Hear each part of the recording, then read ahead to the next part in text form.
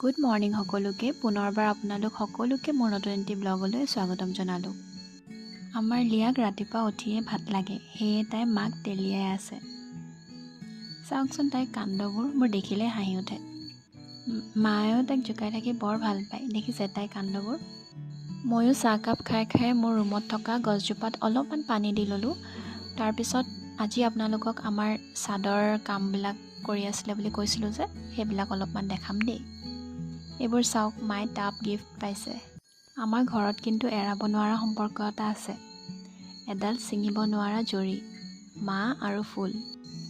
কিমান যে যতন লৈ থাকিব পাৰে, ময়ো লাহে লাহে তাকে শিকিছোঁ মাৰ পৰা। এইখন চাওকচোন, একেবাৰে ফিক্স টেবুল। আজিকালি ফুলগছবিলাক মোৰো প্ৰিয় হৈ গৈছে, সেয়ে চাগে ফুলগছবিলাক মৰহি থাকিলে মোৰ বৰ দুখ লাগে, লগালগ গৈ পানীয়ে দি দিওঁ। এয়া আমাৰ ঘৰটো আগফালৰ পৰা অলপমান দেখাই দিছোঁ দেই। আজি দুপৰীয়া পঁইতা ভাত খাই বৰ টোপনি ধৰিব বুলি ভাবিছিলোঁ, কিন্তু মোৰ আগতে চাব দেই একো নুশুলে। এইফালে চাওক, এখেতে শোৱাৰ জোৰ জাৰ কৰিছে। মোৰ দেখিয়ে হাঁহি উঠিছে তাইক। পঁইতা ভাত খালোঁ মই, টোপনি আহিছে লিয়াৰ।